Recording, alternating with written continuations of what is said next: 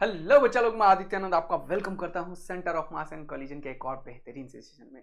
आज lecture number 7 में बहुत सारा मजेदार काम करने वाला हूं। मैं बहुत ही एक्साइटेड हूं क्योंकि तुम लोगों को एक बेहतरीन चीज सिखाना है मुझे आज, और तुम्हें एकदम मस्त वाला मजा आएगा, एकदम एकदम माइंड ब्लोइंग होने वाला है। तो जल्दी से पेन कॉपी निकाल के तैयार हो जाओ और फटाफट से आ जाओ एकदम मजेदार काम करने के लिए है बच्चा लोग। तो आज लेक्चर नंबर 7 में सर क्या करेंगे, हम मोशन ऑफ सेंटर ऑफ मास के ऊपर न्यूमेरिकल्स करेंगे। जो मैंने पढ़ाया था linear momentum and conservation of linear momentum, इसके ऊपर भी न्यूमेरिकल करेंगे और नया चीज पढ़ेंगे इंपल्स। तो ये तीनों चीज के ऊपर खूब सारा प्रैक्टिस क्वेश्चंस करने वाले हैं अभी, और जितने भी कॉन्सेप्ट्स पढ़ेंगे उसको एकदम ब्लड सेल के अंदर घुसा लेंगे जिससे एकदम मजा आ जाए। तो एकदम वर्टिकल स्टडी करना होता है कॉन्सेप्ट्स का, वो तुम्हें बताऊंगा। तो इसके ऊपर खूब सारा क्या करने वाले हैं अभी, न्यूमेरिकल्स। तो यस, तो मजा आने वाला है। ये क्या हो गया है, ये दोबारा से आ जाएगा, टेंशन मत लो, ठीक है। न्यूमेरिकल्स आ जाएगा, वो अपने आप आ जाता है कभी कभी। चलो अब इधर आ जाओ। तो थोड़ा सा revision of last class is very very important, क्योंकि अभी तक हमने क्या क्या पढ़ाया हुआ है तुम्हें। तो मैं लिख देता हूं यहाँ पे क्या, रिवीजन ऑफ लास्ट क्लास, क्योंकि ये बहुत इंपॉर्टेंट है, ठीक है। चलो आ जाओ आ जाओ आ जाओ। चलो, तो रिवीजन ऑफ लास्ट क्लास में मैंने सबसे पहले तुम लोगों को क्या पढ़ाया हुआ है कि देखो, अगर कोई भी सिस्टम है और उसके ऊपर एक्सटर्नल फोर्स जीरो है, क्या है क्या है क्या है, जल्दी बताओ। एफ एक्सटर्नल जीरो है। एफ एक्सटर्नल अगर जीरो है तो इसका दो मतलब होता है। इसका सीधा मतलब होता है acceleration zero. F external zero का सीधा मतलब होता है एक्सेलरेशन जीरो, एक्सेलरेशन जीरो। और एक्सेलरेशन जीरो का दो मतलब होता है, या तो बॉडी इक्विलिब्रियम पे रहेगा, नेट फोर्स जीरो होगा, या तो रुका रहेगा, या कांस्टेंट वेलोसिटी से चलेगा। क्योंकि कांस्टेंट वेलोसिटी में भी एक्सेलरेशन जीरो ही होता है मेरे भाई, क्योंकि एक्सेलरेशन का डेफिनेशन क्या है, change in velocity by time interval. Velocity में कोई चेंज हो ही नहीं रहा है तो ऊपर जीरो हो जाएगा। तो एक्सेलरेशन जीरो का याद रखना हमेशा दो मतलब होता है, या तो बॉडी रेस्ट पे रहेगा अगर रेस्ट पे है तो, और अगर यूनिफॉर्म वेलोसिटी से चल रहा है तो यूनिफॉर्म मोशन से चलता रहेगा। क्या बात समझ में आई तुम्हें? कोई भी दिक्कत, कोई भी टेंशन, कोई भी परेशानी? नहीं सर, एकदम समझ में आ गया कि एक्सेलरेशन जीरो का दो मतलब होता है, एक तो रेस्ट पे और एक इनिशियल वेलोसिटी वेक्टर और फाइनल वेलोसिटी वेक्टर बराबर होगा। अब मैंने तुम्हें बताया हुआ था कि अगर कोई बॉडी अपने ही फोर्सेस के चलते चलता है, इंटरनल फोर्सेस के चलते, तो उसका कोई भी इफेक्ट सेंटर ऑफ मास पे नहीं पड़ता है। सेंटर ऑफ मास पे इफेक्ट यानी कि सेंटर ऑफ मास का वेलोसिटी, डिस्प्लेसमेंट, एक्सेलरेशन सिर्फ एक्सटर्नल फोर्स चेंज कर सकता है। तो जिस तरीके से मैंने बोला एफ एक्सटर्नल अगर जीरो है तो एक्सेलरेशन जीरो होगा, रेस्ट पे रहेगा, ये इनिशियल वेलोसिटी फाइनल वेलोसिटी के बराबर होगा। ऐसे ही अगर कोई सिस्टम है, ये मैंने लास्ट क्लास में कवर अप कर दिया था, बस एक क्विक रिकैप देता हूं। कोई सिस्टम है, सपोज करो ये कोई सिस्टम है जिसके ऊपर दो बॉडी है हमारे पास यहाँ पे, और ये बॉडी अपने ही आप इधर जा रहा है, ये इधर जा रहा है, इस तरीके से कुछ हो रहा है पूरा, इस तरीके से कुछ हो रहा है पूरा। जल्दी से समझने की कोशिश करना। तो क्या होगा, बहुत इंपॉर्टेंट, तो क्या होगा, इसका सेंटर ऑफ मास उसी पोजीशन पे रहेगा जहां पहले था। सपोज करो इस सिस्टम का सेंटर ऑफ मास यहां पे था इनिशियल, तो जिंदगी भर यहीं रहेगा। सेंटर ऑफ मास जहां पे इनिशियल था वहीं पे फाइनल होगा। सेंटर ऑफ मास मूव नहीं करेगा यदि एक्सटर्नल फोर्स जीरो है तो। Centre of mass remains at rest position पे होगा, अपने आप बॉडी चल रहा है इसीलिए, समझ आया। पहले से रेस्ट पे था, चलना शुरू किया तो अब भी रेस्ट पे ही रहेगा। पहले जिस पोजीशन पे था सेंटर ऑफ मास, अब भी उसी पोजीशन पे होगा, क्योंकि एक्सटर्नल फोर्स का इफेक्ट नहीं है। एक बहुत ही तगड़ा कॉन्सेप्ट बताया क्या, कि centre of mass remains initial position पे रहेगा यदि एफ एक्सटर्नल जीरो है। तो मैंने लिख दिया यहां पे, if F external is equal to zero then centre of mass remains at its on position। देखो कितना इंपॉर्टेंट है, and its velocity is constant, पहले से जहां पे रहेगा। अगर पहले से रुका हुआ है तो रुका रहेगा, पहले से चल रहा है तो चल रहेगा। समझ में आया या नहीं आया? अगर ये सब रुका हुआ है तो रिमेन्स एट ऑन पोजीशन पे होगा। अगर पहले से कोई सेंटर ऑफ मास का वेलोसिटी है तो उसी वेलोसिटी से चलता रहेगा अगर एफ एक्सटर्नल जीरो है। तो ये बहुत ही इंपॉर्टेंट कॉन्सेप्ट मैंने क्लियर किया तुम्हारे को। फिर मैंने बताया मोशन ऑफ सेंटर ऑफ मास में कि एक बहुत बढ़िया सा चीज मैं बताने के लिए आ रहा हूं। अब मैंने इससे पहले बताया कंजर्वेशन ऑफ लीनियर मोमेंटम, ठीक है, जिसे मैं बोलता हूं मोमेंटम कंजर्वेशन प्रिंसिपल। तो ये बोलता क्या है कि अगर एफ एक्सटर्नल जीरो है, ये कंडीशनल टू है, ये जो है ये स्टेटमेंट क्या है, इफ लगा हुआ है। If F external is zero it means initial momentum जो होगा और फाइनल मोमेंटम जो होगा वो हमेशा बराबर होगा। ये कंडीशन ही तब ट्रू है जब नेट एक्सटर्नल फोर्स जीरो है।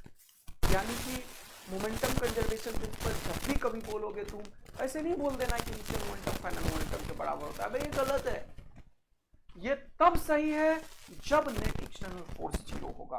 तो ये बात को हमने प्रूव भी किया था, तुमको दिखाया भी था कि इसका प्रूफ कहां से आता है, जल्दी बताओ। न्यूटन सेकेंड लॉ से। कहां से आता है, सेकेंड लॉ से। कि सेकेंड लॉ क्या बोलता है, जल्दी से बताओ, कि अगर एफ एक्सटर्नल है तो एफ जो होता है वो होता है डीपी बाई डी टी। अब मैंने बोला ये एक्सटर्नल फोर्स है, ये rate of change of momentum के बराबर होता है। अगर ये किसी ने बोला कि जीरो है, इससे सीधा समझ में आता है कि पी जो मोमेंटम है वो क्या होगा, कांस्टेंट होगा, क्योंकि कांस्टेंट का डेरिवेटिव ही जीरो होता है। पी जो मोमेंटम है क्या होगा, कांस्टेंट होगा, क्योंकि कांस्टेंट का डेरिवेटिव ही क्या होता है, जीरो होता है। बोलो मजा आया क्या, मस्त वाला मजा आया क्या। ये देखो कांस्टेंट का डेरिवेटिव ही जीरो होता है। तो यहीं से ये चीज निकल के आ रहा है कि अगर एक्सटर्नल फोर्स जीरो है तो इनिशियल मोमेंटम फाइनल मोमेंटम के बराबर होगा। और अगर दो बॉडी है, मान लो इनिशियली m1 v1 से चल रहा है m2 v2 से, तो m1 u1 plus m2 u2 is equal to m1 v1 plus m2 v2। तो फॉर एग्जाम्पल भी लिख सकते हो तुम एक कि ये बॉडी है, मान लो ये u1 से चल रहा है, मास m1 है। दूसरा बॉडी है, ये मान लो u2 से चल रहा है, इसका मास m2 है। ये दोनों एकदम से कोलाइजन हुआ, मान लो u1 is greater than u2 के लिए ये कंडीशन होगा, तभी तो ये टक्कर मारेगा इसको। फिर टकराने के बाद दोनों डिटैच हुआ, तो फिर अगर ये चल रहा है v1 से, है ना, m1, और दूसरा चल रहा है ये v2 से m2, तो इस यहाँ पे और यहाँ पे मैं क्या लगा सकता हूँ, मोमेंटम कंजर्वेशन प्रिंसिपल, क्योंकि ये सारा काम एक ही लेवल सरफेस पे हो रहा है। ये जगह नहीं होने के चलते ऐसे बना दिया मैंने, लेकिन ये एक स्मूथ सरफेस पे हो रहा था कोलिजन, कोई एक्सटर्नल फोर्स नहीं था इस पे। तो ये सब कहाँ पे हो रहा था, स्मूथ सरफेस पे हो रहा था, स्मूथ सरफेस पे, है ना, कोई दिक्कत नहीं है, स्मूथ सरफेस पे। तो यानी कि एफ एक्सटर्नल कितना था इस पे, जल्दी से बताओ, जीरो था। और एफ एक्सटर्नल जब भी जीरो होता है तो क्या होता है, momentum conserve m1 u1 plus m2 u2 is equal to m1 v1 plus m2 v2। ये मोमेंटम कंजर्वेशन, और ये सब वेक्टर डायरेक्शंस के साथ है, ठीक है। तो ये हो गया क्या, mcp। तो मैं अब कभी भी mcp लगाने की बात करूंगा तो तुम समझ जाओगे कि कंजर्वेशन ऑफ लीनियर मोमेंटम की बात कर रहे हैं सर, और ये तब वैलिड है जब एक्सटर्नल फोर्स क्या होगा, जीरो होगा। अब यहीं से एक और चीज पैदा होता है, इम्पल्स। तो यही पेज के तुरंत बाद मैं इम्पल्स पढ़ाना शुरू कर दूंगा। तो मैं नीचे लिखा हुआ हूँ इम्पल्स। अभी बहुत सारे क्वेश्चंस मैं करवाऊंगा तुम्हें कंजर्वेशन ऑफ लीनियर मोमेंटम को लेके। कहाँ है इम्पल्स, यहाँ है इम्पल्स, देखो, ठीक है, ये जगह पे मैंने इम्पल्स लिखा है। तो मैं क्या करता हूँ, यहाँ पे कॉपी करके इसको नीचे ले आता हूँ, क्योंकि अभी रिविजन हो जाएगा। और इसको मैंने एक पेज को कॉपी किया, इसको उठाया और मैं नीचे लेके जा रहा हूँ, क्योंकि इम्पल्स पढ़ाऊंगा। लेकिन कल जो बहुत सारा कॉन्सेप्ट पढ़ाया था उस पर न्यूमेरिकल कराऊंगा पहले मैं। तो इम्पल्स कहाँ पे है, यहाँ। इम्पल्स पढ़ाने के टाइम पे उसको दोबारा से रिकैप करेंगे। अब देखो कितना मजेदार सब कॉन्सेप्ट। सपोज करो एक बढ़िया कॉन्सेप्ट की तरफ बढ़ रहे हैं, ध्यान से सुनना, ये कॉन्सेप्ट बहुत इंपॉर्टेंट है, मोस्ट इंपॉर्टेंट कॉन्सेप्ट में से एक है। तुम्हें तगड़ा डबल ए आर्मी बनाएगा ये कॉन्सेप्ट, तुम्हें तगड़ा डबल ए आर्मी बनाएगा ये कॉन्सेप्ट, ठीक है। अब सबका कंसंट्रेशन मेरी तरफ चाहिए। सपोज करो ये एक प्लैंक है, ये स्मूथ सरफेस पे है, ये एल लेंथ का है, mass of the Planck mp है, ये mass of the man m है।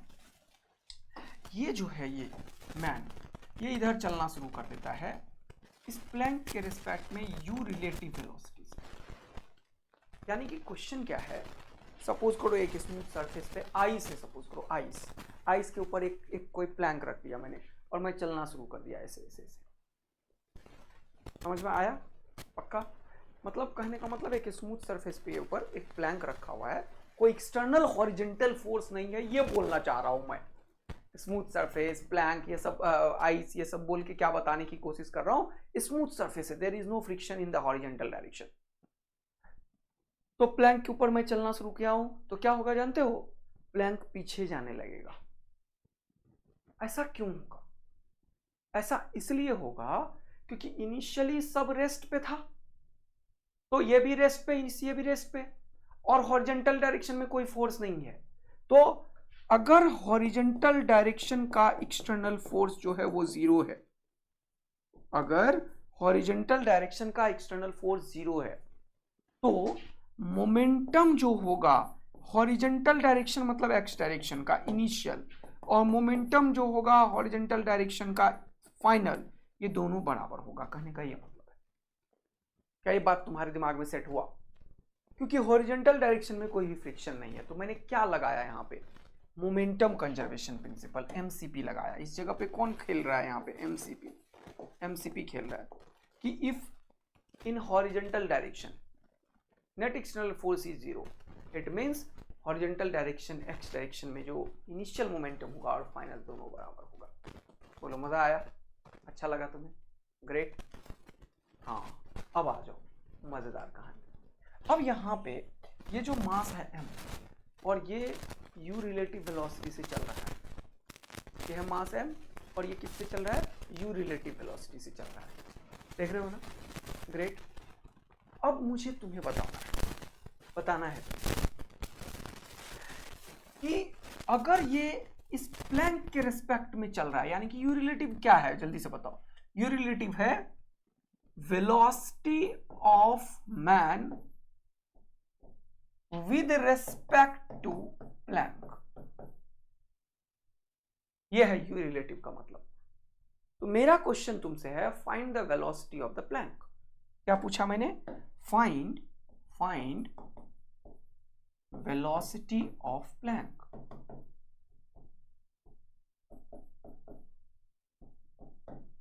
Velocity of Planck. ठीक है, मेरा क्वेश्चन है तुमसे, फाइंड वेलोसिटी ऑफ प्लैंक। अब कहानी मजेदार तरीके से चलेगा, देखना।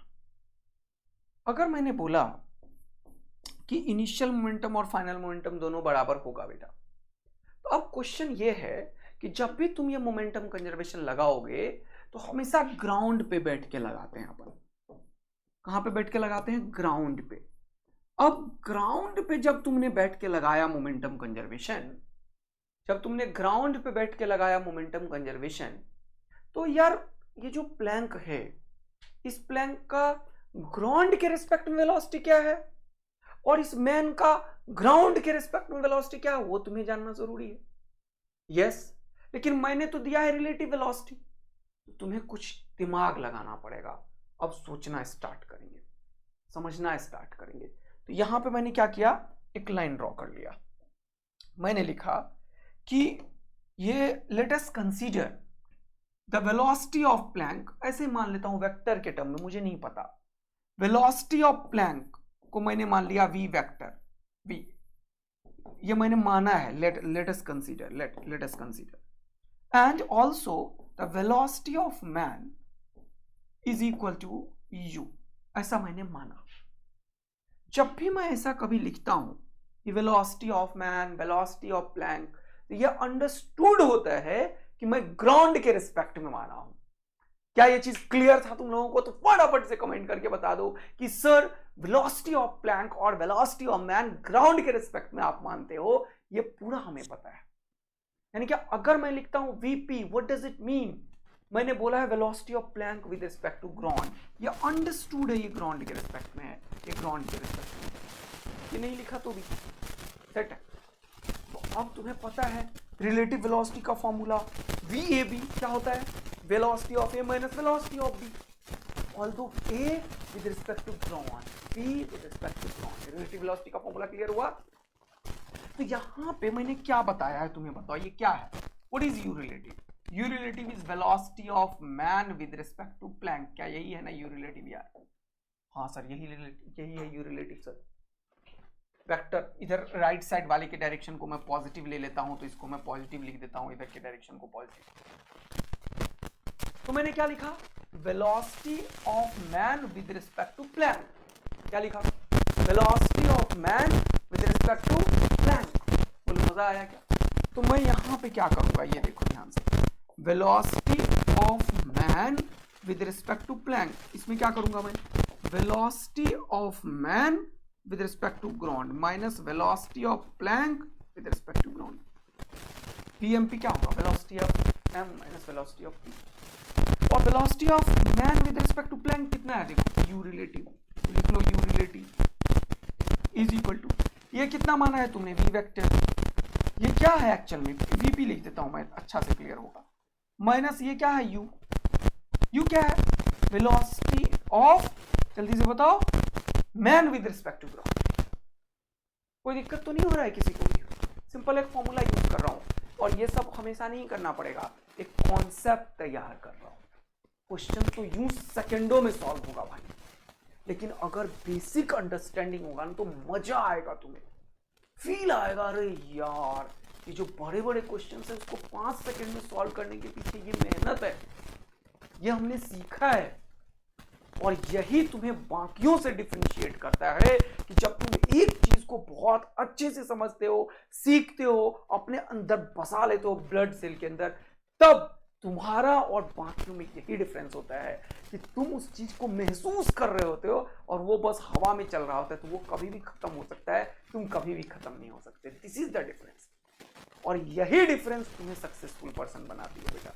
तो पढ़ाई जब भी करो तो एक एक चीज को अंडरस्टैंड करो, समझो, और जो चीज समझ लिया उसको अपने एकदम रक्त में बसाओ, ब्लड सेल में बसाओ, और एक एक चीज के ऊपर इतना बढ़िया से वर्क करो कि एकदम मजा आए तुम्हें। अरे यार ये सब चीज का तो बेसिक ऑपरेशन हमें पता है। यहां से इंटरेस्ट जगता है सब्जेक्ट में कि कोई चीज क्यों हो रहा है, कैसे हो रहा है, कैसे तुम इस पे काम कर रहे हो, तब तुम्हें मजा आएगा पढ़ने में। तो ये करने में कितना सेकंड लगा? 1-2 सेकंड लगा, लेकिन मजा आएगा अब तुम्हें जब तुम देखोगे कि यार ये तो हमें समझ आ रहा है कि ये जो u वेक्टर को मैंने इधर किया, तो ये इधर लिखा, तो मैं लिखा velocity of Planck minus u relative, और हमें निकालना क्या है? Velocity of Planck. तो मुझे यही निकालना है एक्चुअल में। देखो अब यहां पे आ जाओ, अब मैं अगर मोमेंटम कंजर्वेशन लगाऊं तो क्या करूंगा? इनिशियली ये भी रेस्ट पे था, ये भी रेस्ट पे था, बोलो हाँ है ना? सब रेस्ट पे है।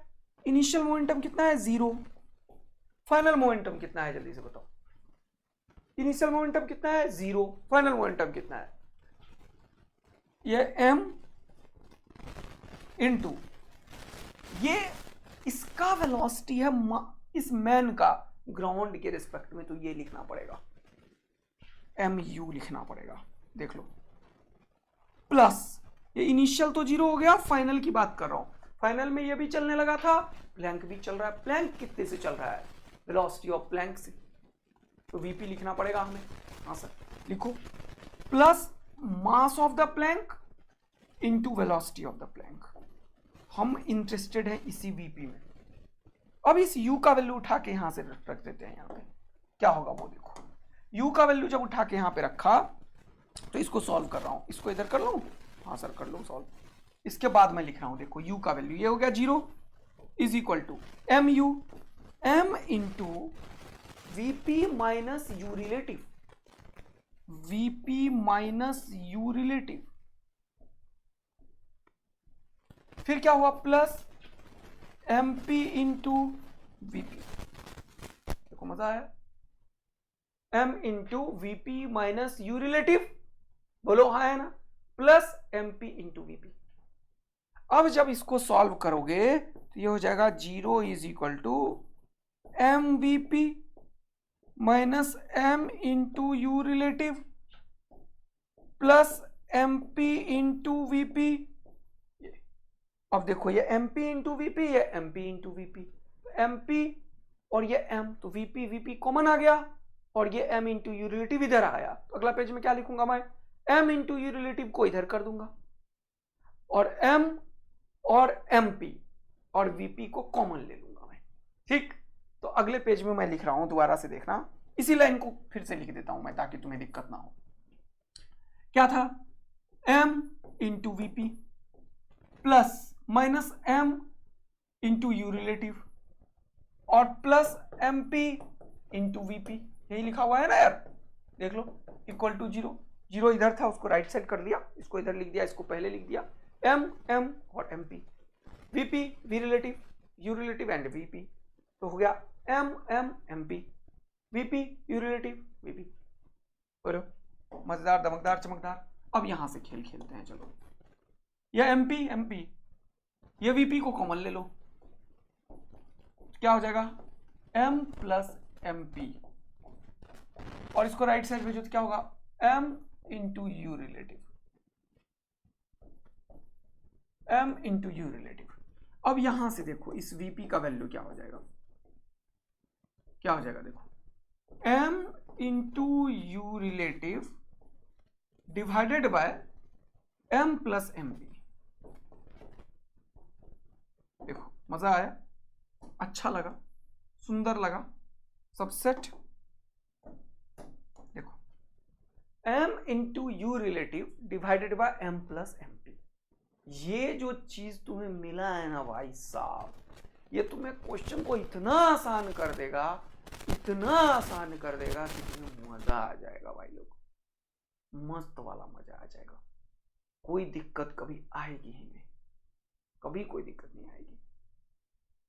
समझ आ रहा है तुम लोगों को, समझ आ रहा है, नहीं आ रहा है, तो ये तुम्हें मस्त वाला मजा दे देगा। अब इसको जरा सा देखो, मैंने कहीं कोई मिस्टेक तो नहीं किया है ना, एक जगह मुझे मिस्टेक लग रहा है, ऐसा मुझे फील आ रहा है, कहीं कोई मिस्टेक तो नहीं किया है ना, बस इतना देख लो तुम लोग। Velocity of A B, velocity of man with respect to plank, यह है यू रिलेटिव, तो velocity of man minus velocity of Planck,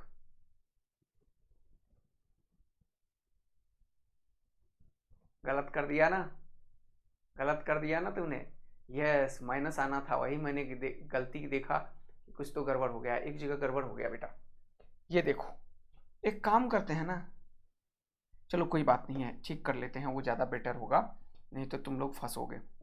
देखो ये वाला चीज़ गड़बड़ हो गया था, यहाँ पे आ जाओ, देखो गड़बड़ी, वही तो मैं सोचा माइनस क्यों नहीं आया। देखो velocity of man with respect to plank क्या होगा, velocity of man with respect to ground minus velocity of plank with respect to ground. Velocity of man with respect to ground को बेटा यू माने हो, यहां नहीं आएगा, ये इधर आएगा, ये इधर आएगा, समझ आया, समझ आया तुम लोगों को। Velocity of man with respect to ground क्या है, यू वेक्टर है, और minus velocity of plank with respect to ground क्या है, वीपी है। अब देखो तुम, अगर मैं इस u को यहीं रखूं तो ये vp इधर आ जाएगा, तो मैं u निकालना चाह रहा था, u, ये क्या हो जाएगा, वेलोसिटी ऑफ प्लैंक, ये इधर आया, प्लस u रिलेटिव, यस, ये प्लस हो जाएगा और कुछ भी नहीं होगा। ये जो मैंने लिखा है माइनस, वो क्या होगा, प्लस, देखो ठीक कर रहा हूं मैं, ये जो लिखा माइनस वो क्या हो जाएगा, प्लस, देखो ठीक कर रहा हूं मैं, ये जो लिखा माइनस वो क्या हो जाएगा, प्लस, ठीक है। अब ये वाला चीज जो है, इसको राइट साइड भेजा तो माइनस आ जाएगा, और ये वाला चीज इधर माइनस आ जाएगा, देखा क्या होगा, velocity of Planck m into u relative divided by m plus m। अब ये माइनस बहुत इंपॉर्टेंट रोल पैदा करता है। इस माइनस का एक्चुअल मीनिंग क्या है, देखो ये माइनस ये बोल रहा है कि जिधर भी यू रिलेटिव है उसके आगे माइनस है, यानी कि यू रिलेटिव के डायरेक्शन के अपोजिट डायरेक्शन में प्लैंक का वेलोसिटी होगा, यानी कि ये क्या होगा, यू रिलेटिव के डायरेक्शन के अपोजिट डायरेक्शन में, ये निगेटिव क्या क्या इसके अपोजिट कर रहा है, प्लैंक का वेलोसिटी होगा। आया बात समझ में, आया बात समझ में, यू रिलेटिव के डायरेक्शन के अपोजिट डायरेक्शन में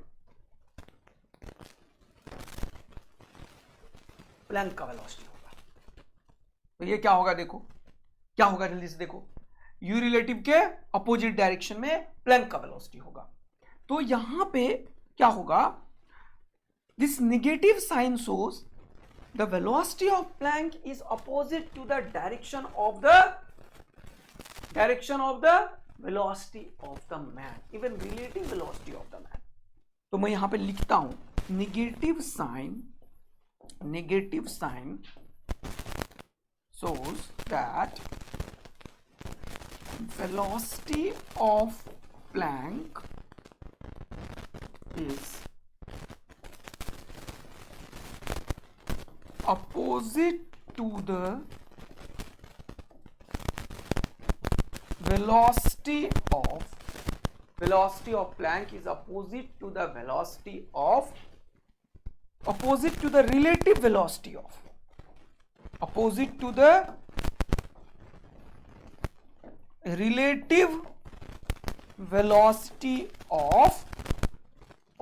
the relative velocity of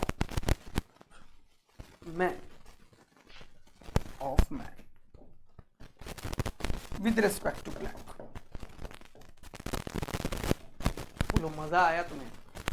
इसका क्या मतलब, जो मैं बोल रहा था अभी कि अगर ऐसा कोई प्लैंक है और तुम इधर जा रहे हो तो प्लैंक पीछे जाएगा, क्या वो मैंने प्रूफ कर दिया यहां पे कि अगर रिलेटिव वेलोसिटी इधर है तो प्लैंक पीछे जाएगा। क्यों? क्योंकि नेट एक्सटर्नल फोर्स 0 है, कोई भी सेंटर ऑफ मास के ऊपर वेलोसिटी नहीं आएगा, कोई भी सेंटर ऑफ मास का डिस्प्लेसमेंट नहीं होगा। अगर पहले से रुका हुआ है तो अब भी रुका हुआ होगा। Is it clear to everyone? मस्त वाला फील आ रहा है क्या तुम लोगों को? और इससे जबरदस्त चीज अब आगे आने वाला है। तो पहले ये जो सीखा उस पर 3-4 क्वेश्चन करो।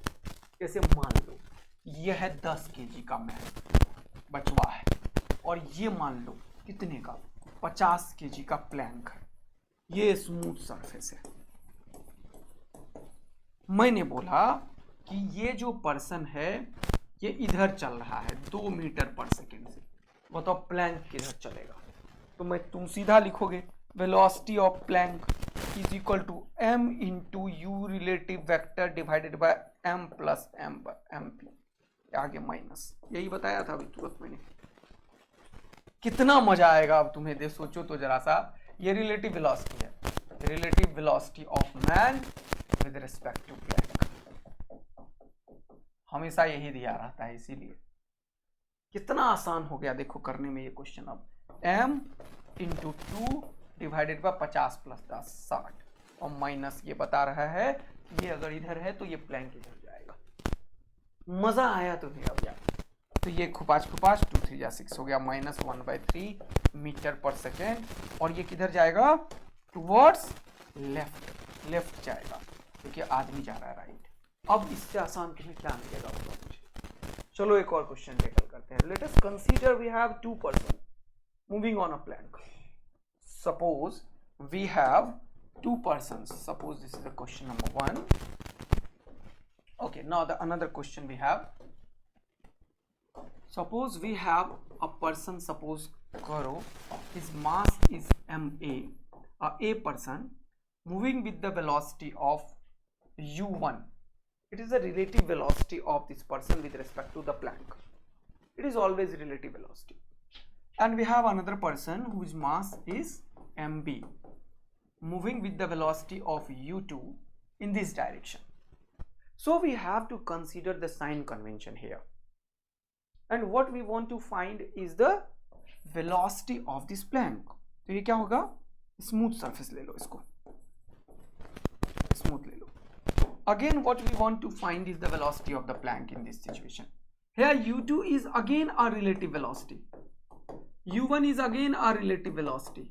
What do you mean by this relative velocity? The velocity of this ma with respect to the plank. Velocity of mb with respect to the plank, and this is mass of the plank. So the sign convention is in this direction is positive. So we want to find the velocity of the plank here. So what I can write here, minus of, see here, this person A is moving towards the left, right? So mass of this person MA into U relative is U1. Because this direction is positive, so I write here positive.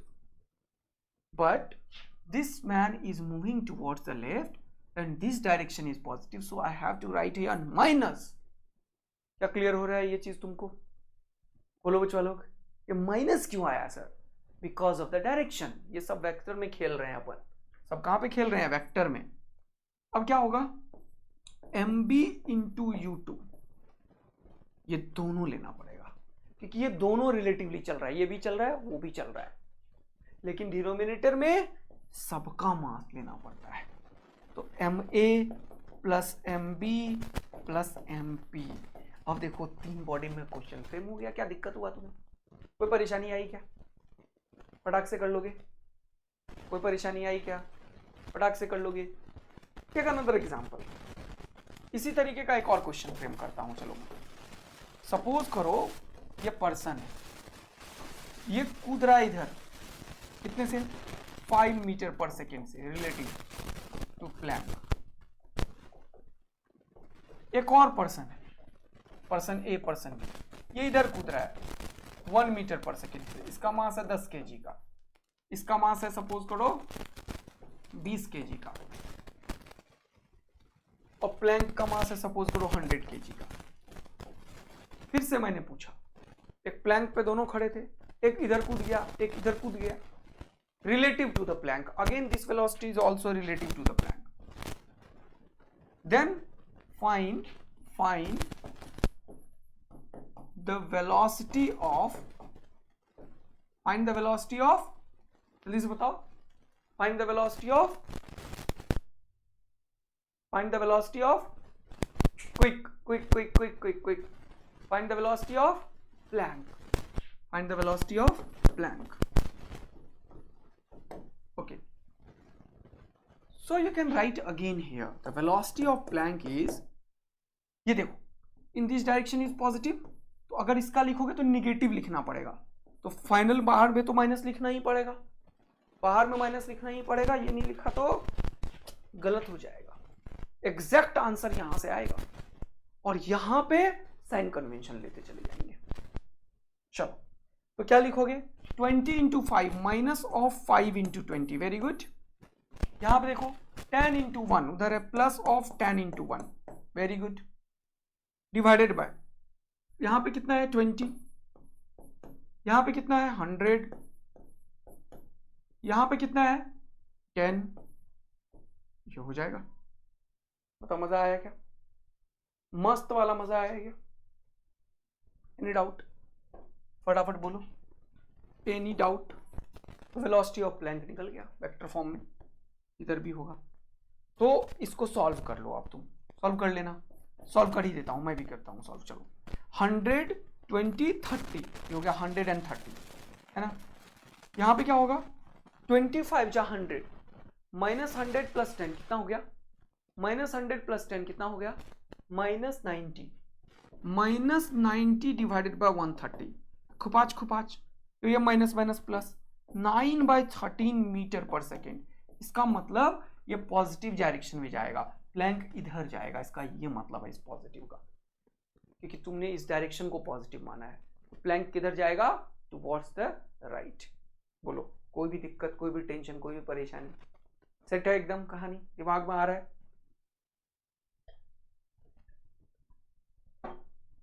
चलो, तो काफी questions इसमें मैंने कराया. तुम्हारा concept I hope अब clear हो चुका होगा. अब एक अनदर कॉन्सेप्ट की तरफ बढ़ रहे हैं फिर से, और अभी तुरंत जो पढ़ाया उसी को लेके. अब सपोज करो ये पर्सन है. अब ये पर्सन पहले तो वेलोसिटी से चल रहा था.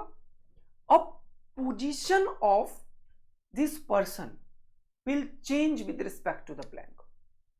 अंदर जबले आर्मी वाला कॉन्सेप्ट. ये सब चीज ना तुम्हें मिलेगा नहीं कहीं, पगलाते रहोगे और यहां पे एकदम खून में एकदम घुसे जा रहे हैं फिजिक्स मजेदार तरीके से. बोलो हाँ, है ना? एक एक चीज क्लियर होता जा रहा है दोस्त. तो यहां पे क्या होगा सर? अब हम वो कॉन्सेप्ट की बात कर रहे हैं, अभी वेलोसिटी की बात कर रहे थे, अब हम देख रहे हैं डिस्प्लेसमेंट ऑफ द प्लैंक. समझाया?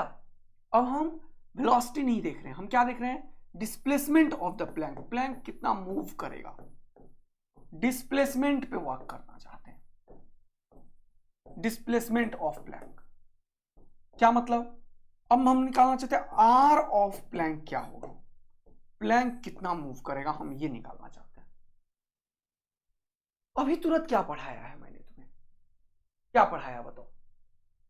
हमने तुम्हें ये बताया है कि अगर हमें निकालना है वेलोसिटी ऑफ प्लैंक तो मैं क्या लिखूंगा, m into u relative divided by m plus P M P. हाँ सर, क्या मैं ये लिख सकता हूं कि ये vp is nothing but D R P by D T? अरे डिस्प्लेसमेंट का डेरिवेटिव लिखोगे तभी तो वेलोसिटी आ जाएगा। हाँ सर, डिस्प्लेसमेंट का डेरिवेटिव लिखोगे तभी तो वेलोसिटी आ जाएगा। हाँ सर, यहां पे क्या होगा, m divided by m plus M P. Clear है? और यू रिलेटिव को क्या लिखोगे, जल्दी से बताओ, जल्दी से बताओ, D R relative by D T. जल्दी से बताओ, क्या ये चीज क्लियर हुआ?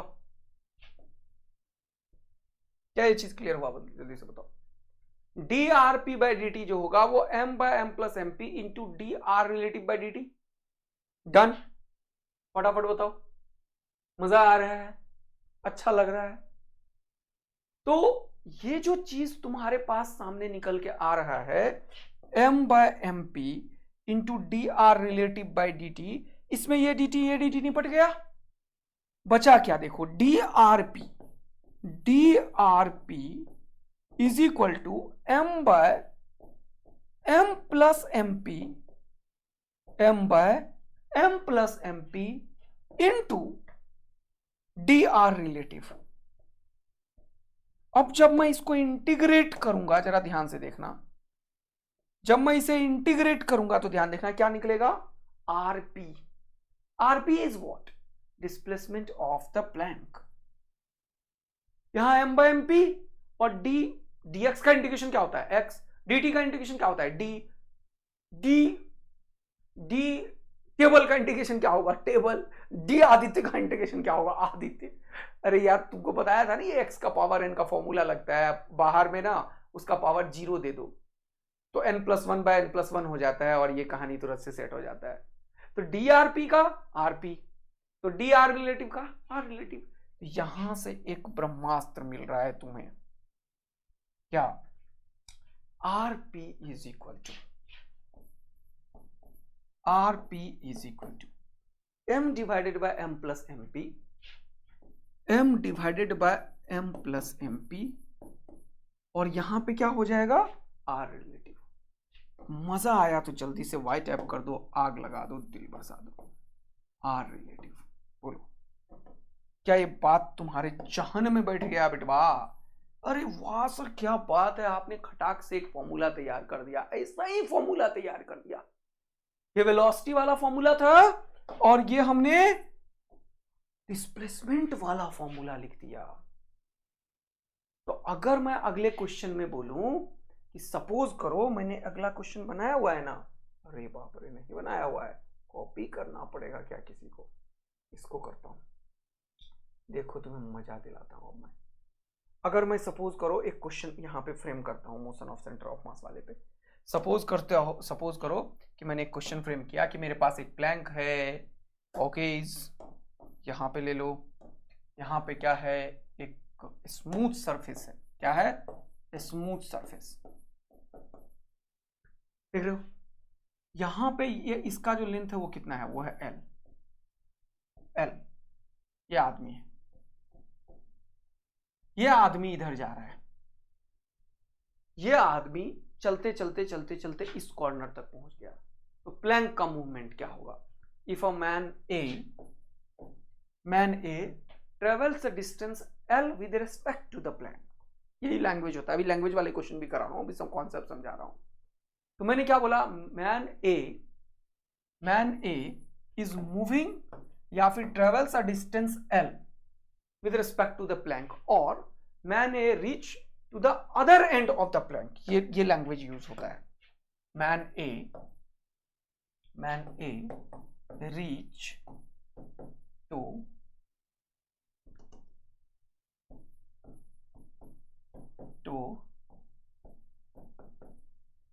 other end of this plank. Find the displacement of the plank.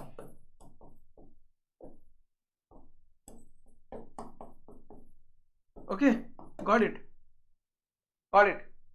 Man A reached to the other end of this plank.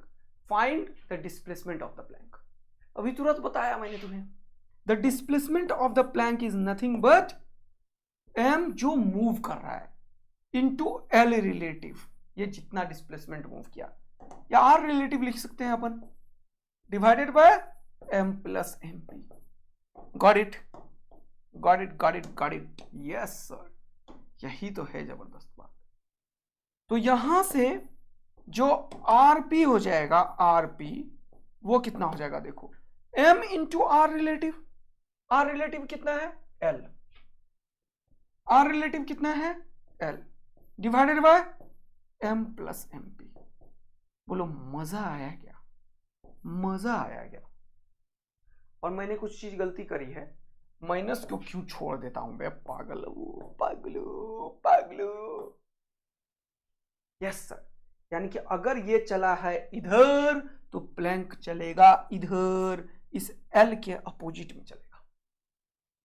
ये हो गया ml by m plus m.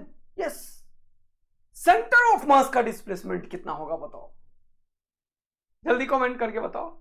अरे सर 0 होगा, 0, क्योंकि दोनों रुका हुआ था. ये इधर इसीलिए चलेगा so that center of mass will not move. The displacement of delta r center of mass must be 0. ये चीज की गारंटी दे रहा था, इसीलिए प्लैंक को इधर मूव करना पड़ा, क्योंकि हॉरिजॉन्टल डायरेक्शन में कोई भी एक्सटर्नल फोर्स नहीं है. There is no external force in the direction, in the horizontal direction. F external horizontal direction में 0 है, इसीलिए displacement of centre of mass 0 होगा. जैसा पहले था वैसा अभी भी रहेगा. समझ आया, मजा आ रहा है. चलो एक और क्वेश्चन सॉल्व करते हैं, ये वाला सॉल्व करते हैं. चलो क्वेश्चन सॉल्व.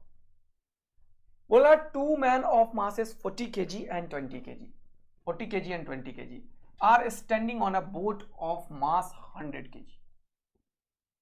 ये 2 मैन है 100 kg पे, 100 kg के बोट पे ये है. बोल रहा है क्या, जल्दी से देखो. Length of boat is 20 metre, ये हो गया 20 metre. Neglect the friction between water and the boat. Neglect the friction between water and the boat. Find the displacement of the boat when both person reach at the middle of the boat. बात समझ में आया क्या है? Find displacement of the boat when both person reach at the middle of the boat. अब यहां पे ये जो चीज है, ये जो चीज है वो मिडल ऑफ द बोट पे आ गया. देख लो, मिडल ऑफ द बोट पे आ गया. तो ये कितना चलेगा, 10. ये कितना चलेगा, 10. बोलो मजा आ रहा है, कोई दिक्कत, कोई टेंशन, कोई परेशानी?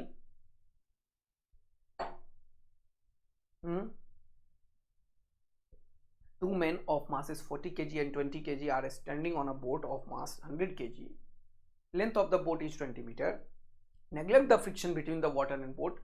ये बोल के क्या बोला, ये F हॉरिजॉन्टल 0 है. ये बोल के क्या बोला, ये F एक्सटर्नल जो है हॉरिजॉन्टल डायरेक्शन में वो 0 है. इसका बोलने से ये मतलब था, find the displacement of the boat when both person reach at the middle. अब अभी तुरंत बताया मैंने तुम्हें, ये डायरेक्शन पॉजिटिव ले लो. तो डिस्प्लेसमेंट ऑफ प्लैंक की तरह यहां पे बोट है, कौन सा बड़ा बात हो गया, तो क्या लिखोगे, ये 40 kg का है, ये मिडिल में आया तो कितना आ गया, ये 10 चला इधर पॉजिटिव का. और इन सब के आगे तुम माइनस पहले लगा लो, माइनस पहले लगा लो, फॉर्मूला में देख लो, माइनस पहले लगा लो. देख रहे हो, यस. तो ये कितना चला, मिडिल में आया तो 10 चला होगा.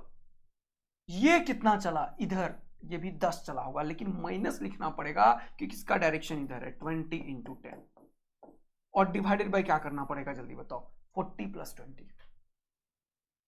गलत। इसका प्लैंक बोट का मास भी तो लिखना होगा ना, लाइक कौन ना लाइक कि नहीं हो आया कि नहीं। ओ सर हम तो भूल ही गए थे, अबे नीचे टोटल मास होता है ना, लाइक हो प्लैंक का मास ध्यान रखना है, नीचे टोटल मास होता है जितना भी बॉडी होगा। तो प्लैंक का मास कितना है 100 kg, बोट का मास 100 kg है, तो ये हो जाएगा 40 + 20 + 100 kg। बोलो मस्त वाला मजा आया क्या। तो कितना हो जाएगा 40 + 20 + 100 kg।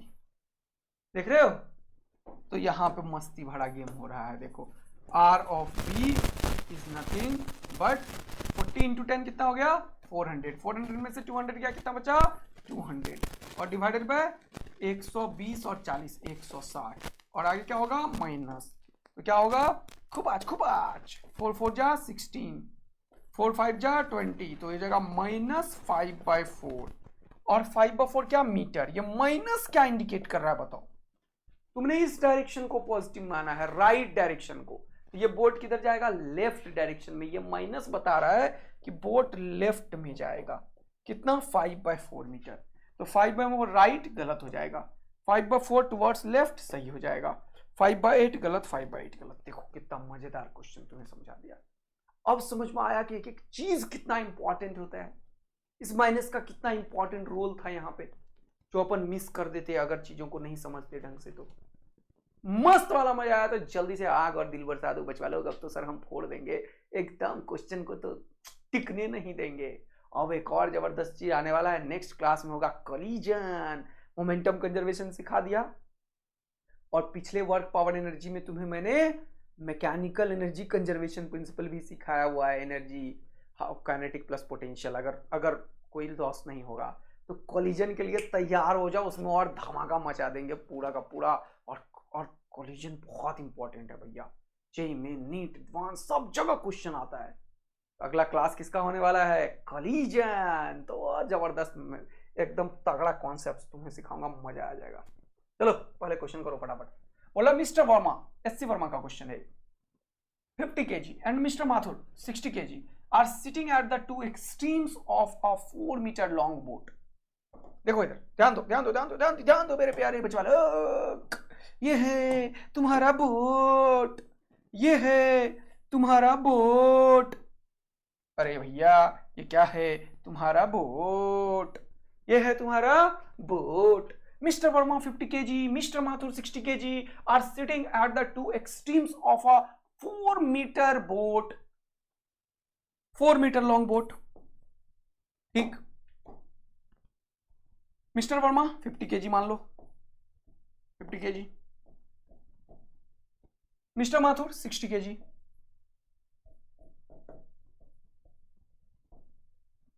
are sitting at the two extremes of a 4 meter long boat,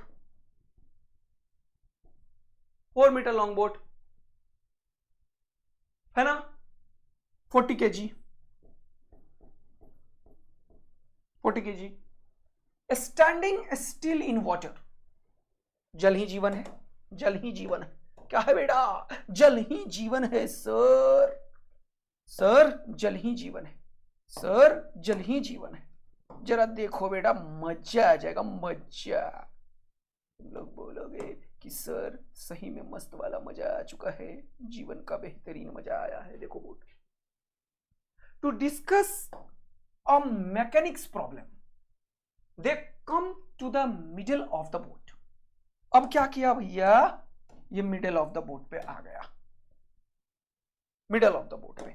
boat का लेंथ कितना 4 मीटर, तो ये कितना चला होगा 2 मीटर, ये कितना चला होगा 2 metre.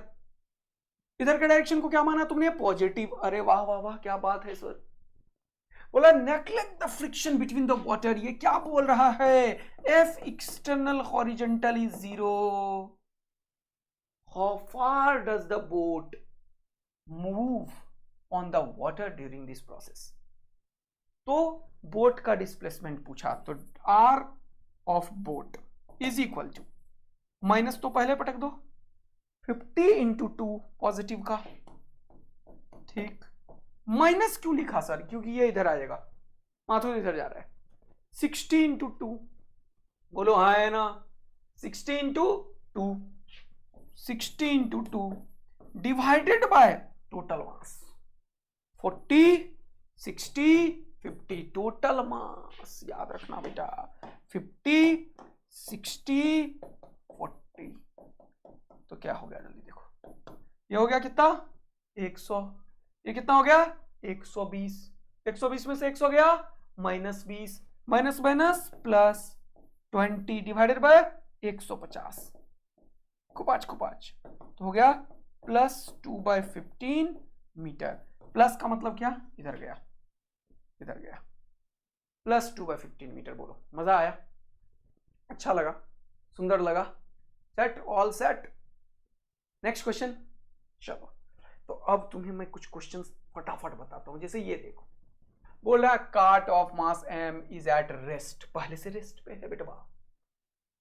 frictionless horizontal surface and a pendulum bob of mass m hangs from the roof of the cart. The string breaks, धागा टूट गया, अपने आप टूटा है। The bob falls on the floor, makes several collision on the floor and finally lands up on a small slot made in the floor. ये small slot में ये टूट के यहां आ गया, टक्कर लेते लेते। बोल रहा है the horizontal distance between the string and the slot is L। ये डिस्टेंस की बात कितना कर रहा है L, यानी कि ये कितना चला, ये L चला, इसका ही मतलब हुआ। बोल रहा find the displacement of the cart, तो R ऑफ कार्ट क्या होगा माइनस ऑफ, ये क्या है बॉब का मास M और बॉब हॉरिजॉन्टल में कितना चला L ml divided by total mass M plus M। मजा आ गया हो तो आग और दिल बरसा दो बेटा, यानी कि ये चला इधर तो काट चलेगा इधर। बोलो मस्त वाला फील आया तो फटाफट से कर दो। नेक्स्ट क्वेश्चन क्या है सर, बोला block of mass m is placed on the top of a bigger block of mass 10m। ये 10m और ये m यहां पे, ठीक, as shown in the figure. All the surfaces are frictionless, F external in the horizontal is 0. The system is released from rest, पहले rest पे है। Find the distance moved by the bigger block at the instant the smaller block, bigger block का displacement at the instant the smaller block, this small m, m not small m, capital M, ये है smaller capital M और ये है 10m, at the instant the smaller block reach the ground। तो जब ये वाला ब्लॉक यहां पे ग्राउंड पे आ जाता है तो ये हॉरिजॉन्टल में कितना डिस्टेंस कवर किया, देखो 2.2 मीटर डिस्टेंस कवर किया। बोलो हाँ है ना, तो मैं क्या लिखूंगा R of this bigger plank, यही तो पूछा है, इज नथिंग बट माइनस, ये M कितना गया इधर तो लिखोगे -m into 2.2 divided by total mass कितना हो गया 11m।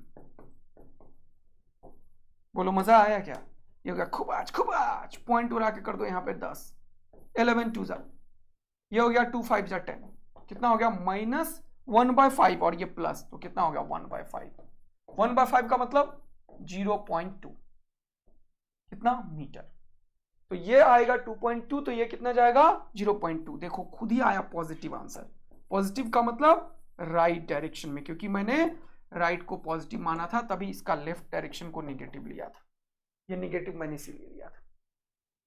अब मस्त वाला मजा रहे तो आग और दिल बरसा दो मेरे प्यारे बच्चा लोग। एक और क्वेश्चन में करवा दूं क्या, एक और क्वेश्चन एससी वर्मा का याद आ गया मुझे, कर लो। एक क्वेश्चन है, एक बैलून है और यहाँ पे एक बंदर है, मंकी का बच्चा ऐसे।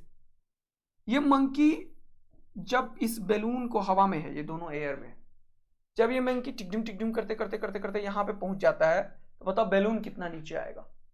बैलून का मास है कैपिटल M, तो क्या लिखोगे डिस्प्लेसमेंट ऑफ द बैलून कितना होगा माइनस ऑफ, देखो ये M कितना चला L डिस्टेंस तो लिखोगे ml by m plus m, तो ये नीचे जाएगा, ये ऊपर जाएगा तो ये नीचे जाएगा। देखो ये एससी वर्मा का क्वेश्चन याद आ गया एकदम से, इसलिए बता दिया।